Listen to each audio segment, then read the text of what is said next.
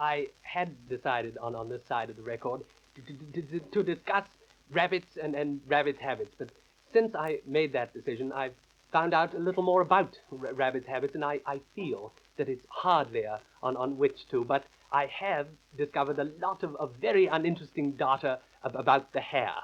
Now, not the stuff that grows on the doings, the animal that had the business with the tortoise in Aesop's fables when he turned the fables on and won by a short hair. And of course, I remember there was some sort of moral attached to that, sort of the tortoise has taught us to study the ways and means test. And of course, I love morals. I remember we had a nasty spot on the wall at home, and we covered it up with a moral. Or was it a mural? I can't remember quite which, but we covered it, and I seemed to be wandering a little from the subject, which was the hare and the dog that bit it. And I'm sure that every one of you listening in has gone to the dog, been at one time or another to see them racing around Whitehall, chasing the elusive and getting nowhere at a terrific. Now, if anyone were to ask me, I'd say that horse racing had it all over. A dog, terrifically exciting.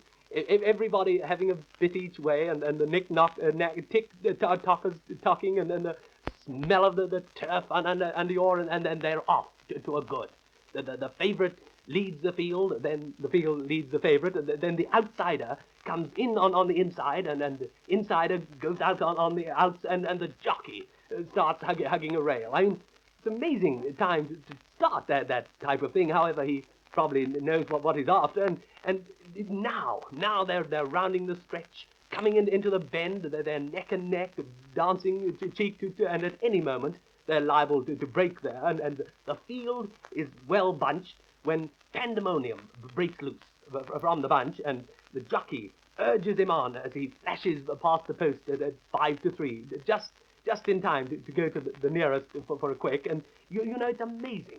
It's amazing how many posts you can flash by, and I think the most interesting is the boat race post, the one at Mortlake Brewer. Very interesting sport, boat racing, very, very grueling.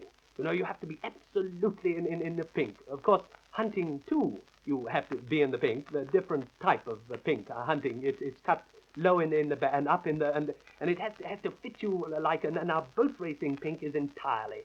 You can only acquire it after rigorous months of feeling as fit as and ready for ready for the boat race, of course, which, as you know, is rowed between Putney Bridge and Oxford and Cambridge, and 16 men. They're not necessarily good-looking, man the oars and put all their eggs in one basket, who sits up in the back of with the reins in his, and he's the only one who knows where they're going, you know, and he calls them everything under the bridges. And finally, Cambridge flashes past the post with 8 lengths to spare. Very, very nice lengths they are too, you know. They give one to each man, and he hangs it over his fireplace. And if any of you have any spare lengths, you know what you can do with them.